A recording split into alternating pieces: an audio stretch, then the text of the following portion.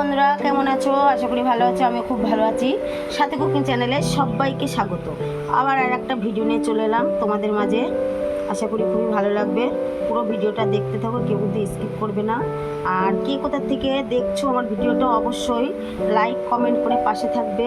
আর পাশে থাকা বেল আইকনটা প্রেস করে দেবে, যাতে আমার ভিডিও ছাড়ার সাথে সাথে তোমাদের কাছে চলে যায়। চলো দেখি কেমন করে বানিয়েছি, তোমরা দেখতে থাকো পুরো ভিডিওটা।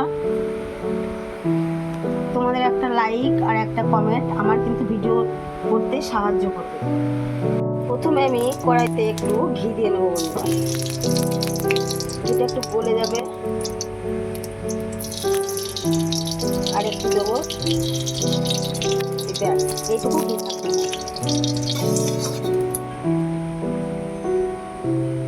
এবার দিয়ে দেবো সুজি, 150 গ্রাম মতন সুজি নিয়েছি এখানে। এবার এই ঘির সাথে আমি এটা ভালো করে নাড়তে থাকবো।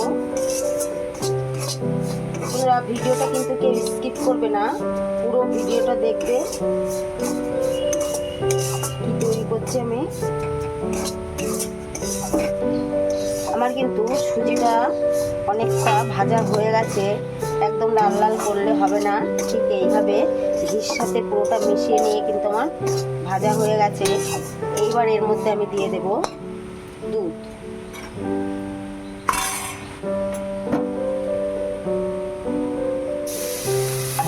এখানে আমার 200 গ্রাম মতো দুধ আছে, গরুর দুধ, এটা আমাদের বাড়িতেই।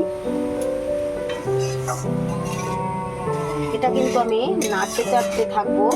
গ্যাসের লো ফ্লেমটা দিয়ে নিয়েছি, দিয়ে কিন্তু এটা একদম শুকনো শুকনো হয়ে যাবে। আমি দুধটা বেশি দিয়েছি কেন, যাতে সফট হয়, সুজিটা একটু গলে যায়, দুধের সাথে ভালো মিশে যায়।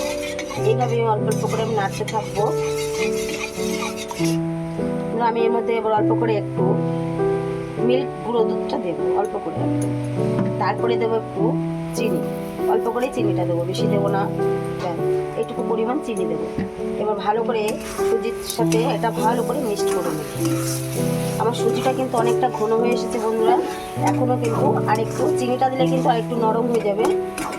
তাই সেইভাবে কিন্তু নাড়তে হবে, একভাবে নাড়তে হবে, নয়তো তলায় এবার লেগে যেতে পারে কড়াইয়ের মধ্যে। আমি কিন্তু এবার সুজিটা একটা অন্য পাত্রে লাভিয়ে নেব বন্ধুরা। সব কটা এভাবে একটু লাভিয়ে নিই।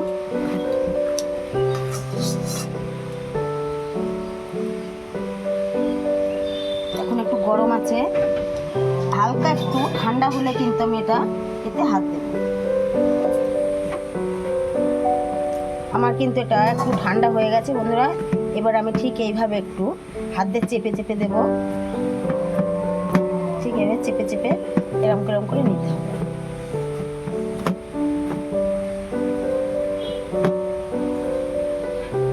আমি একটা ডো করে নিয়েছি খুব সুন্দরভাবে বন্ধুরা, দেখো নরম হয়েছে। এটা আমি কিন্তু 5 মিনিটের জন্য একটু ঢাকা দিয়ে রাখবো, একটা অন্য একটা বাটি দিয়ে। আমার হয়ে গেছে 5 মিনিট বন্ধুরা। দেখো আর একটু ঢাকা ছিল বলে আর একটু নরম হয়েছে। এবার আমি আর একটু এটা ভালো করে হাত দিয়ে মাখিয়ে নেব।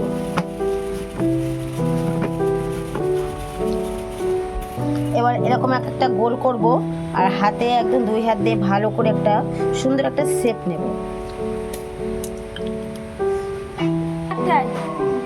বন্ধুরা আমার কিন্তু দেখো একটা হয়ে গেছে। দেখো খেয়াল রাখতে হবে চারি সাইডে যেন কোনো ফাঁকা না থাকে, ঠিক সবকটা একদম এরকম সমান থাকে যেন। আমার একটা হয়ে গেছে, ঠিক এইভাবে সবকটা তৈরি করে নেব। আমার কিন্তু সবকটা বন্ধুরা হয়ে গেছে, দেখো সবকটা একই শেপ দিয়ে তৈরি করে নিয়েছি। আর এখানে আমি তেলটা আমার গরম হয়ে গেছে, আগের থেকে তেলটা আমি গ্যাসের চুলার উপরে বসিয়ে দিয়েছিলাম। এইবার আমি গরম তেলের মধ্যে আমি এক এক করে এগুলো দিয়ে দেব। সবকটা কিন্তু দেবো না, 5টা 6টা করে আমি ভাজবো। আমি কিন্তু বন্ধুরা অল্প নাড়াচাড়া করতে হবে, ভেঙে যাওয়ার ভয় থাকতে পারে, তার জন্য কিন্তু আস্তে আস্তে এটা উল্টে পাল্টে দিতে হবে। এক পিঠ দেখেছো বন্ধুরা কেমন লাল লাল হয়ে গেছে, সবকটাই কিন্তু এইভাবে লাল লাল করে ভাজা করে দিতে হবে। এবার আমি এই কড়াইটা একটু হালকা গরম হয়ে গেছে, এবার আমি চিনিটা দিয়ে দেবো। খালি কড়াইতে আমি কিন্তু চিনিটা নাড়তে চাড়তে থাকবো। চিনিটা দেখেছো বন্ধুরা কেমন গলে যাচ্ছে। আমার কিন্তু এই কটা ভাজা হয়ে গেছে বন্ধুরা। এবার একটা পাত্রে আমি তুলে নেবো, দেখো সব কটা এইভাবে তুলে নেব। এবার এর মধ্যে আমি অল্প করে একটু ক্ষীর দিয়ে দেবো বন্ধুরা, একটু কালার আনার জন্য। দেখো ক্ষীরটা দেওয়ার জন্য আমার কিন্তু একটা কালার হয়ে গেছে, একটু হলুদ হলুদ কালার হয়েছে, গোল্ডেন কালারটা। এবার আমি সবকটা এই শিরার মধ্যে দিয়ে দেবো। আমি কিন্তু গ্যাসের ফ্লেমটা অফ করে দিয়েছি, দিয়ে কিন্তু সবকটা একে একে আমি ক্ষীরের মধ্যে দিয়ে দেবো। এবার আমি এটা 5-7 মিনিটের জন্য ঢাকা দিয়ে রাখবো। বন্ধুরা, কে কোথাটা দেখছো অবশ্যই আমার চ্যানেলটিকে সাবস্ক্রাইব করে পাশে থাকবে, পাশে থাকা বেল আইকনটা প্রেস করে দেবে, যাতে আমার ভিডিও ছাড়ার সাথে সাথে তোমাদের কাছে চলে যায়। আর তোমাদের সুন্দর সুন্দর কমেন্ট আমার কিন্তু ভিডিও ছাড়তে উৎসাহ করে।